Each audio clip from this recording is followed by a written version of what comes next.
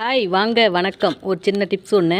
இந்த மசாலா ஐட்டம் பொடியெலாம் பார்த்திங்கன்னா நம்ம வாங்கிட்டு வந்து கொஞ்சம் யூஸ் பண்ணிட்டு மீதி கவர்லேயே வச்சுருப்போம் பார்த்திங்களா. அந்த மசாலா ஐட்டம் பொடியெலாம் பார்த்திங்கன்னா கொஞ்சம் ஒரு 10 நாள் 4 நாள் வச்சுருந்தாலே வண்டு வச்சிருது. அப்போ வண்டே வைக்காமல் இருக்கிறதுக்கு 2 மாதம் 3 மாதம் ஆனாலும் வண்டு வைக்காமல் இருக்கிறதுக்கு ஒரு டிப்ஸ் ஒன்று பார்க்கலாம். பாருங்கள், நான் வந்து ஏற்கனவே இந்த பொடியெலாம் வச்சுருந்து ஒரு டப்பா ஒன்று வச்சுருந்தேன். அதை விட்டு எடுத்துட்டேன். ஏன்னு பார்த்தீங்கன்னா, எனக்கு ஒரு சின்ன ஐடியா ஒன்று தோணுச்சு. அது மாதிரி ஒரு 2 மாதம் வச்சு பார்த்தேன். நல்லா வண்டு வைக்காமல் இருக்குது. அந்த டிப்ஸ் தான் இப்போ நான் உங்களுக்கு சொல்ல போகிறதுமும் பார்த்தீங்கன்னா, இது நல்லா விலைக்கிட்ட இது வந்து பார்த்திங்கன்னா ஓட்டை பூசி தான். இந்த டப்பா வந்து கொஞ்சம் இப்போ எங்கள் வீடு வந்து கூரை வீடு ஒழுகும். அந்த மழை தண்ணியில் பட்டு கொஞ்சம் எல்லாம் துரு பிடிச்சி போய் ஓட்டையாயிடுச்சு. இது இன்னுமே ஒன்றும் பண்ண முடியாது இல்லைங்களா. அதுக்காக நான் என்ன பண்ண போறேன்னா, அந்த மசாலா ஐட்டத்தெல்லாம் இதில் அடிக்க போகிறேன். மசாலா ஐட்டத்தை வந்து இது அடுக்கும்போது பார்த்திங்கன்னா நல்லா மிளகாய் நல்லா காய வச்சுக்கோங்க. இதுவும் வந்து நல்லா விளக்கிட்டு நல்லா வெயிலில் வச்சு காய வச்சுக்கோங்க. இந்த வரமிளகாய் வந்து இப்படி போட்டுக்கோங்க. நீங்கள் காம்பு எடுத்துகிட்டு போட்டாலும் காம்பு இல்லாமல் அப்படியே காம்போடு போட்டாலும் சரி, உங்கள் இஷ்டம். நான் வந்து இந்த வீடியோவுக்காக சொல்கிறேன். அதுக்கப்புறம் நான் காம்பு கிள்ளிட்டு போட்டுக்குவேன். சரிங்களா.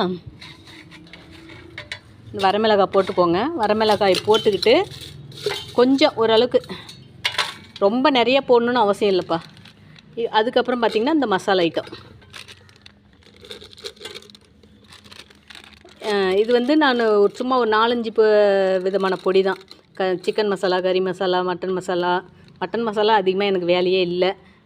பார்த்திங்கன்னா இந்த கரம் மசாலா இது மாதிரி தான் வாங்குவேன். மல்லித்தூள், தனி மிளகாத்தூள் இது மாதிரி தான் எனக்கு வேலை. அது பார்த்திங்கன்னா நான் வாங்குகிற பொருள் எல்லாமே இதிலே போதும்னு நினைக்கிறேன். அப்படி இல்லை அப்படின்னா இன்னொரு டப்பாவில் வச்சுக்குவேன் தனியாக. இந்த நான்வெஜ் ஐட்டம்லாம் தனியாக ஒரு டப்பாவில் வச்சுப்பேன்.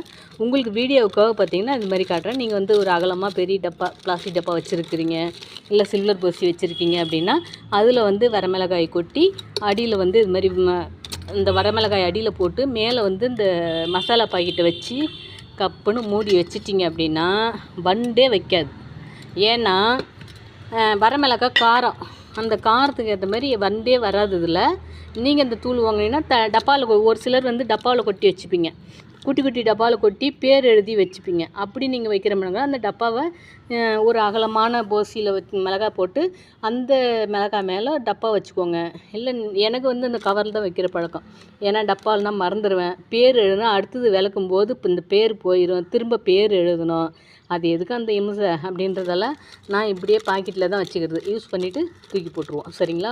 டப்பாவில் வச்சா எந்தெந்த மசாலா என்னன்னு எனக்கு தெரியறதில்ல, மறந்துடுவேன், மாற்றி கீற்றி போட்டுருவேன். அதனால் இப்படியே வச்சுக்கிறது எனக்கு சேஃப்டி. சரிங்களா.